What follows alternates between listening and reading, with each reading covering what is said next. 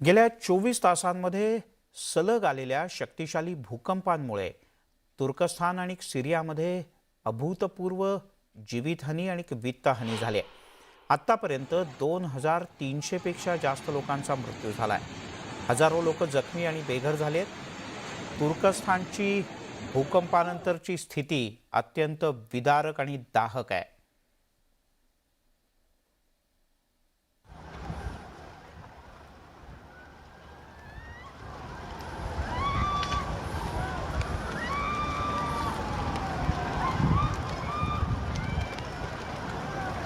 तुर्कस्थानमधील विनाशकारी भूकंपाचा व्हिडिओ समोर आलाय. बहुमजली बिल्डिंग डोळ्यात देखत पापणी लवते न लवते तोच पत्त्याच्या बंगल्याप्रमाणे कोसळते. हा व्हिडिओ दक्षिण पूर्व तुर्कीतील शहर उर्फा इथला असल्याचं सांगितलं जातं. व्हिडिओमध्ये दिसतंय की इमारत कोसळताच तिथे उपस्थित असलेले लोक जीव वाचवण्यासाठी सैरा वैरा पळत सुटतात.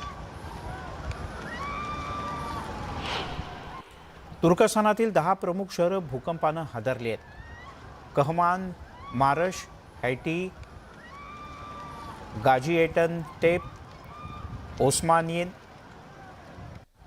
आदियामान, सनलिउर्फा, मलेटिया, अदाना, दियारबाकिर आणि किलीस या सगळ्या शहरांमध्ये भूकंपानं अभूतपूर्व अशा प्रकारचं नुकसान झालंय. दक्षिण पूर्व भागात 50 मजली इतक्या मल्टीस्टोरेड अशा प्रकारच्या इमारती कोसळलेत. एकूण 50 पेक्षा जास्त इमारती कोसळल्याची माहिती सुद्धा समोर येते.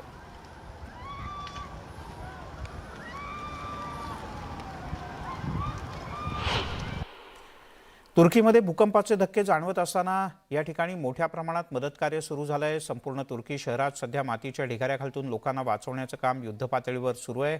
अशातच काही चिमुरड्यांना वाचवण्यात यश आलंय.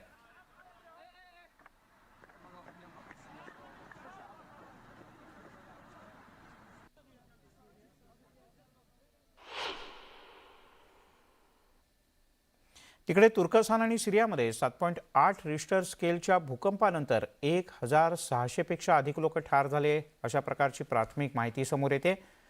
तर सुमारे 5000 पेक्षा जास्त लोक जखमी झालेत. ड्रोनच्या माध्यमातून तुर्कस्थानच्या भूकंपाची दाहकता आपल्याला चांगलीच जाणवते.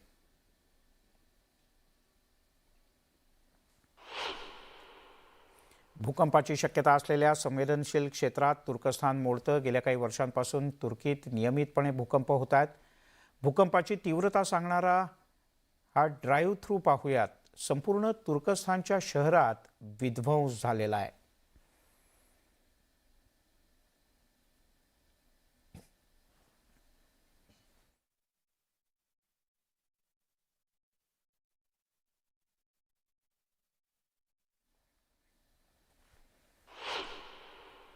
भूकंपामुळे अनेक इमारती कोसळून लोक ढिगाऱ्याखाली अडकले आहेत. एक शॉपिंग मॉल भुईसपाट झाल्याचं आपल्याला या दृश्यांमध्ये पाहायला मिळत आहे. अर्थात जेव्हा हे घडलं त्यावेळेला इथे किती लोक होते हे सांगायलाही सध्या कोणीच नाही.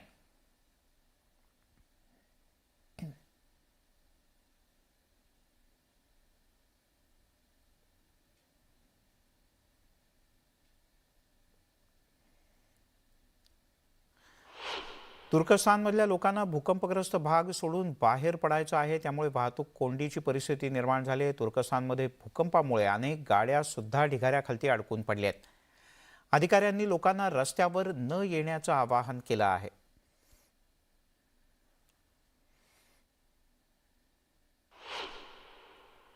तुर्कस्थानमध्ये सोमवारी सकाळी 7.8 रिश्टर स्केलचा भूकंप झाला. या भूकंपात शेकडो लोकांना आपला जीव गमवावा लागलाय. तुर्कस्थानमधील अशाच एका हॉटेलची अवस्था आम्ही तुम्हाला दाखवतोय. या हॉटेलमधला कर्मचारी जीव मुठीत घेऊन पळताना पाहायला मिळतोय.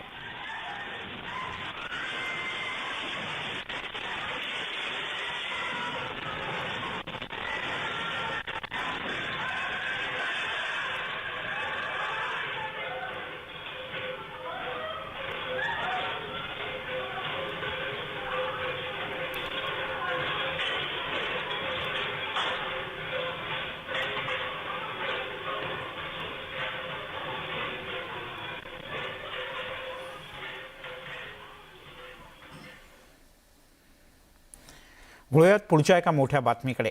चीनच्या कथित हेरगिरी फुग्यावरून अमेरिका आणि चीनमध्ये वादाची ठिणगी पडली आहे. शनिवारी अमेरिकेच्या आकाशात एक भला मोठा फुगा पाहायला मिळाला होता. तो अमेरिकेनं क्षेपणास्त्र डागून पाडला. आता आणखीन एक फुगा कोलंबियाच्या आकाशात आढळून आलाय.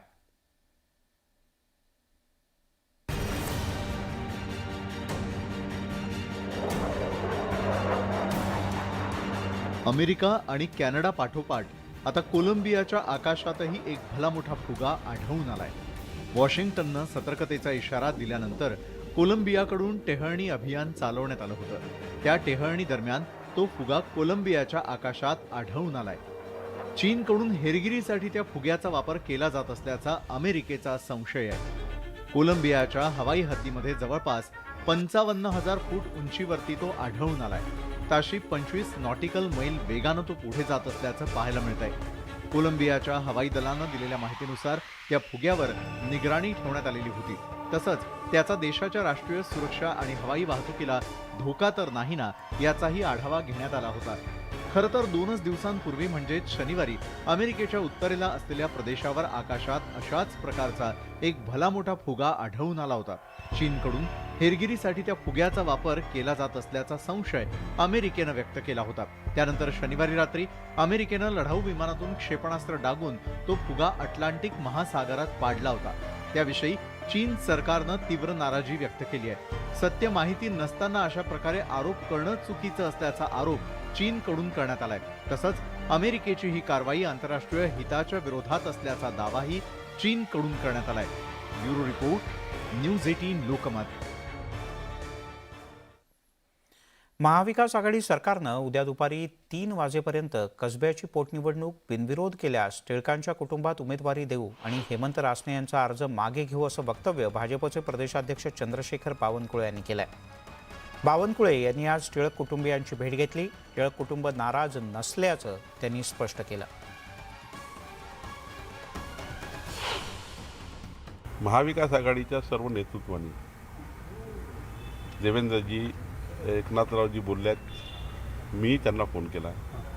त्यांनी म्हटलं की ही निवडणूक नाही राहताची उद्या, आणि टिळक परिवारांना तुम्ही उमेदवारी द्या, आम्ही तुम्हाला अनोपोज करतो. काही त्यांचं आम्ही ऐकलं असं की टिळक परिवाराला देत असाल तर आम्ही अनोपोज करतो. तर चांगलं, ठीक आहे, ओके, आम्हाला काही हे नाही आहे. एक निवडणूक होत नसेल एखाद्या उमेदवारामुळे तर काय अडचण आहे. तिकडे आदित्य ठाकरे यांनी काही दिवसांपूर्वी मुख्यमंत्री एकनाथ शिंदे यांना वरळीतून निवडणूक लढण्याचं आव्हान दिलं होतं. आदित्य ठाकरे यांच्या या आव्हानावर बाळासाहेबांच्या शिवसेनेकडून टोले लगावण्यात आले. भाजपनं आदित्य ठाकरे यांना थेट ठाण्यातून लढा असं प्रतिआव्हान दिलंय. आदित्य ठाकरे यांनी हे आव्हान स्वीकारत मुख्यमंत्री एकनाथ शिंदे यांना नवं चॅलेंज दिलंय. आदित्य ठाकरे यांनी शिंदेंना राजीनामा देऊन थेट ठाण्यातून लढण्याचं नवं चॅलेंज दिलंय. आता एकनाथ शिंदे हे चॅलेंज स्वीकारतात की यावरून आणखीन काही राजकारण रंगतं, हे पाहणं औत्सुक्याचं आहे.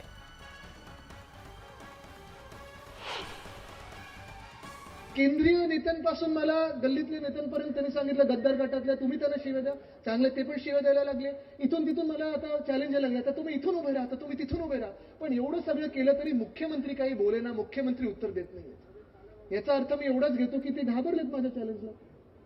आणि मी त्यांना एवढंच सांगतो की एवढं सगळं त्यांनी करण्यापेक्षा, IT सेल चालवण्यापेक्षा, एवढ्या लोकांना बोलवण्यापेक्षा, तुम्ही जर मला सोपं फोन करून सांगितलं असतं, आदित्य तुझे चॅलेंज दिले ते मला परवडणारं नाहीये, मला जमत नाही, मी वरळीतून लढू शकत नाही, तर मी तुम्हाला दुसरं चॅलेंज देतो. तुम्ही तुमच्या मुख्यमंत्री पदाचा राजीनामा द्या, तुम्ही आमदारकीचा राजीनामा द्या, ठाण्यात मी तुमच्या समोर लढायला येतो, चला तिथे होऊन जाऊ दे एकदा. तिकडे ठाकरेंच्या पक्षाच्या नेत्या सुषमा अंधारे यांनी पुरंदरमधल्या महाप्रबोधन यात्रेत चिथावणीखोर वक्तव्य केलंय. जे हात मातोश्रीकडे उठत आहेत ते हात कलम करण्यासाठी तयार रहा, असं विधान सुषमा अंधारे यांनी केलं. शिवसेनेला फूट नवी नाही, मात्र शिवसेना कधीही गलितगात्र झाली नाही, असंही त्यांनी ठामपणे सांगितलं.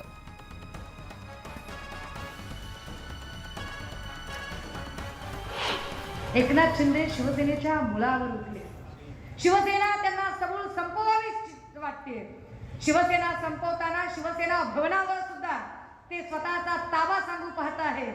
दादा हो, शिवसेना भवन कदाचित ते ताब्यात घेतील. त्या पद्धतीनं मातोश्रीचं अधिष्ठान आणि ते महत्व यांच्यापैकी एकही जण हिरावून घेणार नाही. पण जे हात मातोश्रीकडे उठत आहेत ते हात कलम करण्यासाठी आता तयार व्हावेच लागेल.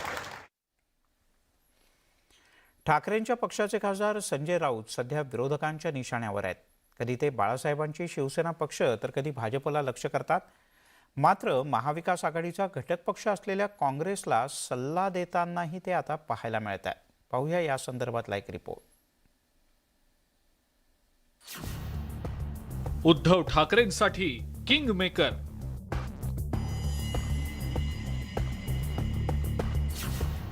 शरद पवारांचा खास माणूस, महाविकास आघाडीचा शिल्पकार, काँग्रेस नेत्यांसाठी सल्लागार. संजय राऊत एक आणि भूमिका अनेक असा सगळा मामला महाराष्ट्राच्या राजकारणात सुरू आहे. संजय राऊत हे सध्या उद्धव ठाकरेंच्या राजकारणातले संजय आहेत असं दिसतंय.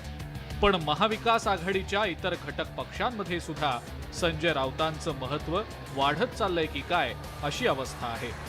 काँग्रेस आणि राष्ट्रवादीवाले म्हणत नसले तरी संजय राऊत मात्र हे आता छाती ठोकपणे सांगू लागले.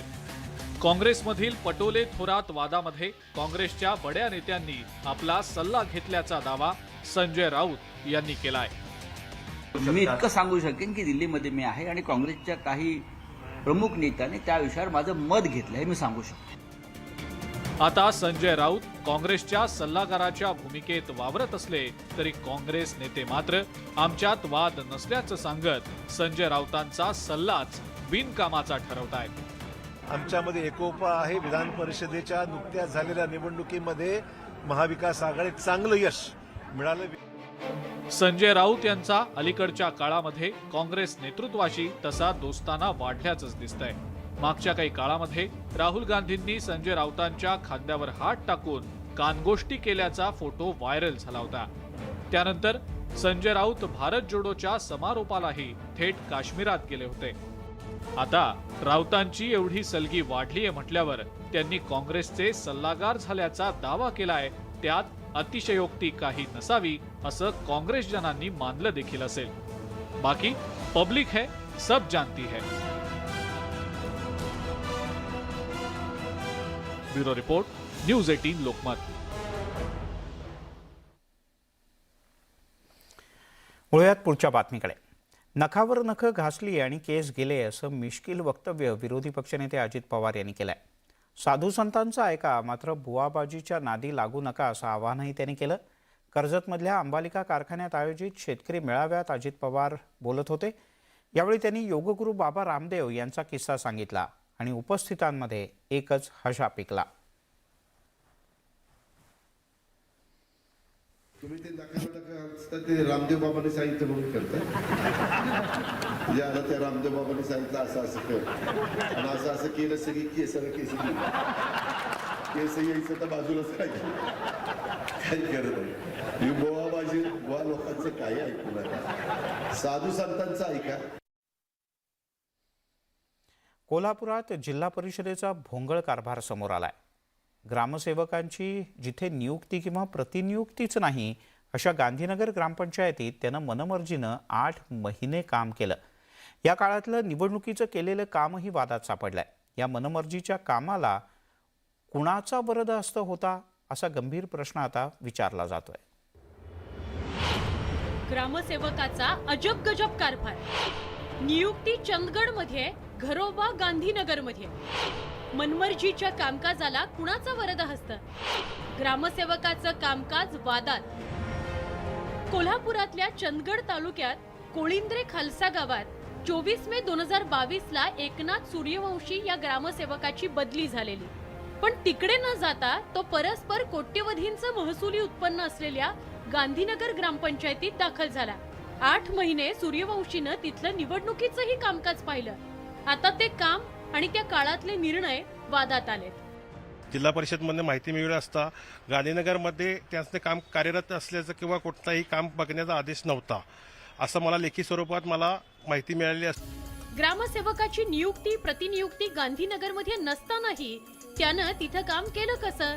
कुणाच्या वरदहस्ताने असा प्रश्न निर्माण झालाय. माहिती अधिकारात ही सगळी माहिती समोर आली.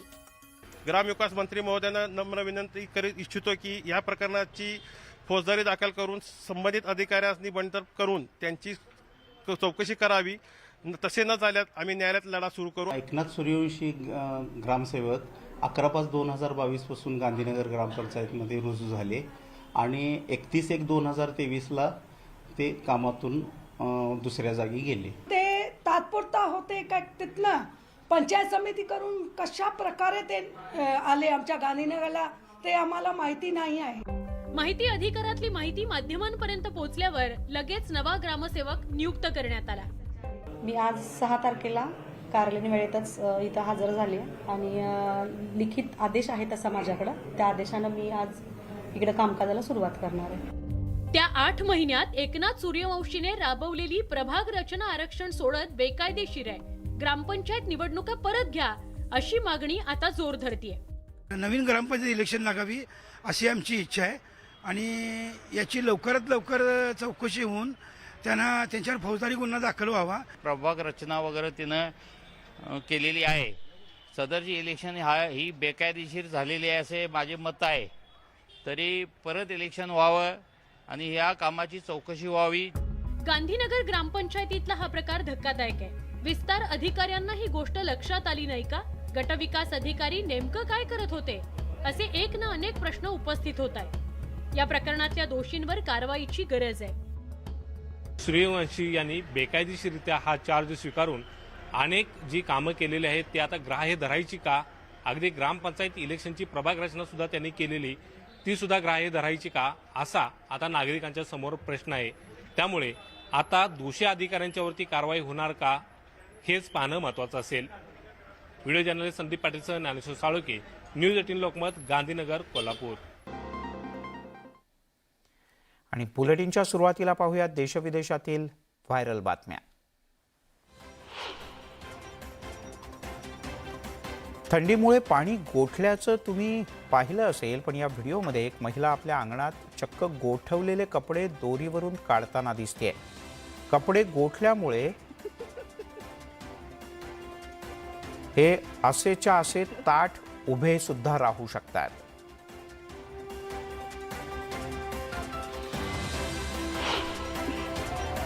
तुम्ही जुरासिक पार्क नक्कीच पाहिलं असेल, पण या व्हिडिओमध्ये चक्क खरेखुरे डायनासोर जिन्यावरून खालती चालत येताना दिसत आहेत. हे डायनासोर पाहून उपस्थितांना मोठा धक्का बसला.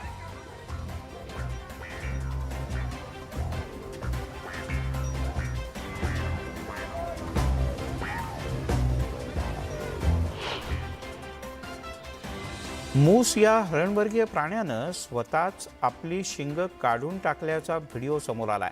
अतिशय दुर्मिळ अशी घटना. अतिशय वेगवान अशा फायटर जेट विमानाचं फोटोशूट समोर आलंय. हे फोटोशूट करताना विमानाची चाललेली कसरत सुद्धा यात दिसून येते. किल्लाचा व्हिडिओ सध्या सोशल मीडियात व्हायरल आहे आणि नेटकरी त्याला पसंती देत आहेत. हा गेंडा बकरीसारखा उड्या मारताना दिसतोय.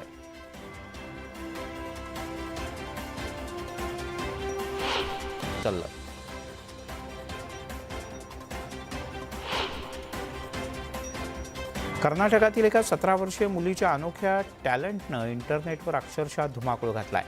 ही मुलगी तिच्या दोन्ही हातांनी एकाच वेळेला समान वेगानं काहीही लिहू शकते.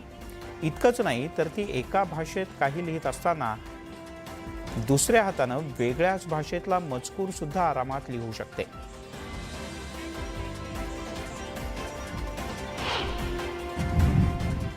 एकशे 80 किमी प्रतितास वेगानं धावणाऱ्या वंदे भारत ट्रेनचा एक व्हिडिओ समोर आलाय. यात 180 किलोमीटरच्या वेगानं गाडी धावत असताना ग्लासमधलं पाणी सुद्धा सांडत नसल्याचं दिसून येत आहे.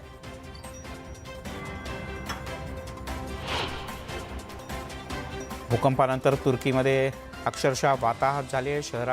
शहरच्या शहर उद्ध्वस्त झाल्याचं दिसून येत आहे. भूकंपानंतरचा एक व्हिडिओ सोशल मीडियात व्हायरल होत असून यात शहरांची भयानता चांगलीच जाणवते.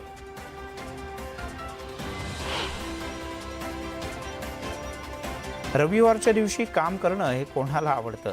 जेव्हा सगळेच जण सुट्टीवर असतात तेव्हा काम करताना होणारी चिडचिड या व्हिडिओतून स्पष्टपणे. बाईक चालवत स्टंट करणाऱ्या एका मुलीचा व्हिडिओ इंस्टाग्रामवर चांगलाच व्हायरल होतोय. हा व्हिडिओ पाहून नेटकरी चांगलेच संतापले. व्हिडिओतली मुलगी निष्काळजीपणानं बाईक चालवते आणि तिच्या या स्टंटमुळे पाठीमागून बाईकवरच्या जोडप्याचा मात्र अपघात झालाय.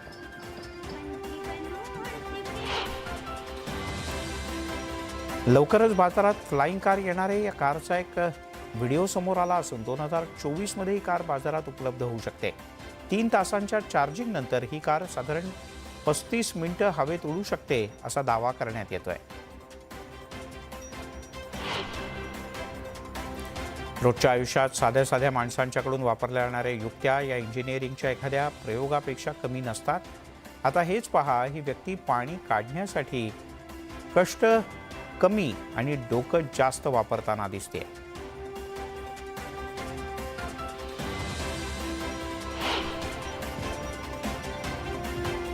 स्वित्झर्लंडमधील एका बेकरनं जगातील सगळ्यात मोठ्या केकचा ड्रेस बनवून गिनीज वर्ल्ड रेकॉर्डमध्ये आपलं नाव नोंदवलंय. 131.15 किलो वजनाचा हा सगळ्यात मोठा आणि घालण्यायोग्य ड्रेस केक आहे. शिवाय हा केक परिधान केलेल्या महिलेचा एक व्हिडिओ देखील इंस्टाग्रामवर समोर आलाय.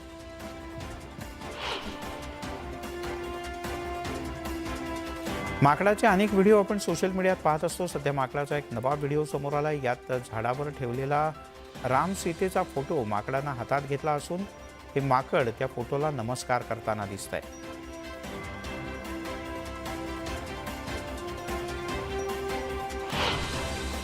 आपण पाहताय दिवसभराच्या बातम्या. भारतीय संगीत सृष्टीला लाभलेला एक अनमोल हिरा, अनमोल रत्न अर्थात भारतरत्न लता मंगेशकर. आजच्याच दिवशी वर्षभरापूर्वी लता दीदींनी अखेरचा श्वास घेतला. त्यांच्या स्मरणार्थ जगभरातून त्यांना श्रद्धांजली वाहण्यात येते.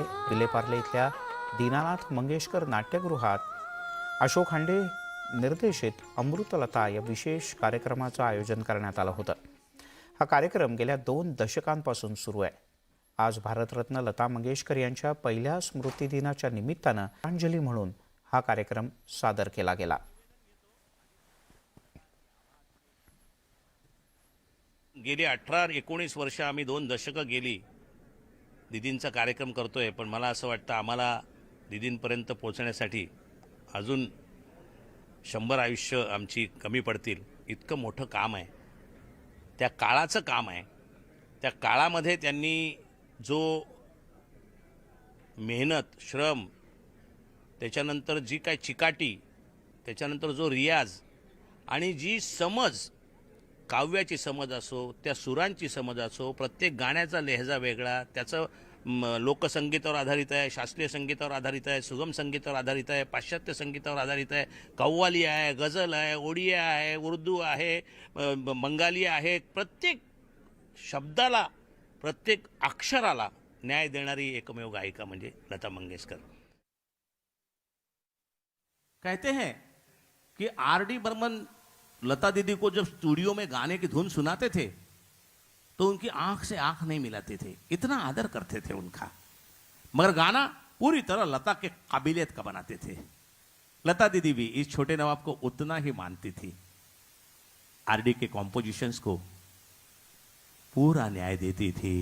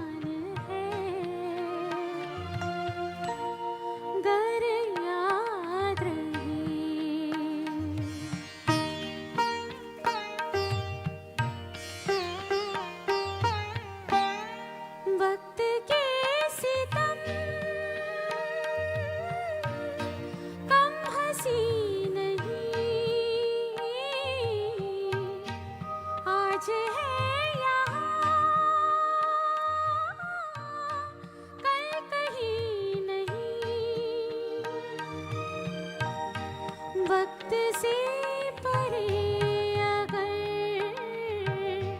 मिल गए कहीं, मेरी आवाज ही पहचान है, गर याद रहे हो नाम गुम जाएगा, चेहरा ये बदल जाएगा। दिन बरमंदा ने अपनी प्यारी लोता को घर पे चाय पे बुलाया और टूटा हुआ तार सहज जुड़ गया।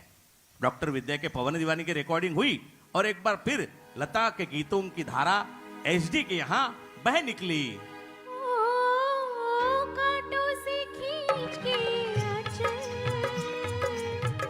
तोड़ के बंधन बांधी पायल, ओ कोई ना रोको दिन की उड़ान को, दिल वो चला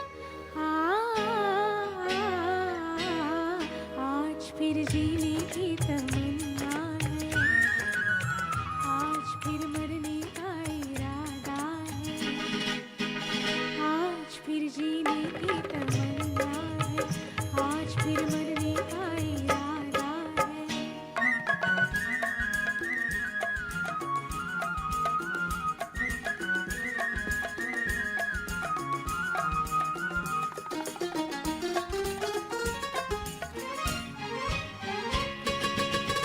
अपने ही बस में नहीं मैं,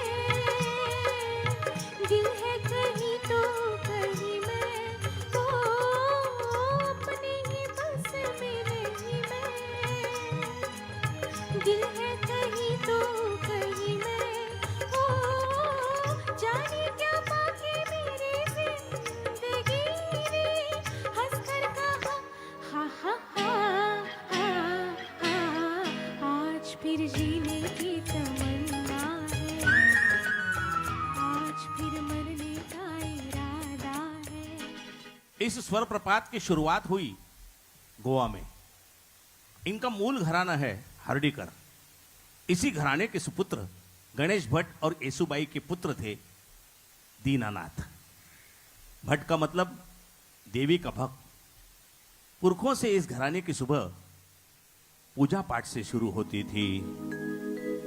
ईश्वर सत्य है,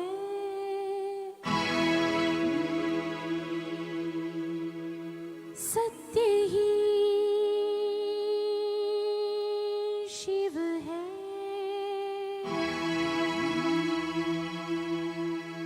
शिव ही सुंदर है। जागो उठ कर देखो, जीवन जो तू जागर है,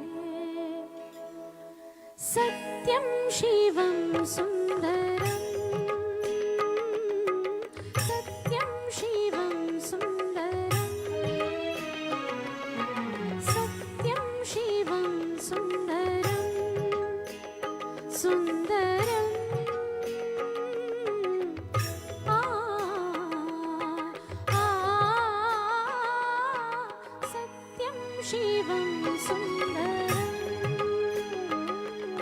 सत्यम शिवम सुंदरम, ईश्वर सत्य है, सुंदर सत्य ही शिव है, सुंदर शिव ही सुंदर है, सत्यम शिवम सुंदर, सत्यम शिवम सुंदरम, सत्यम शिवम सुंदरम। जोपर्यंत सूर्य तारे आहेत तोपर्यंत लता दिदींचा आवाज राहील आणि तो कायमच आपल्या मनात आपल्या आजूबाजूला गुंजत राहील. विनम्र श्रद्धांजली. दिवसभराच्या बातम्यांमध्ये इथेच थांबूयात.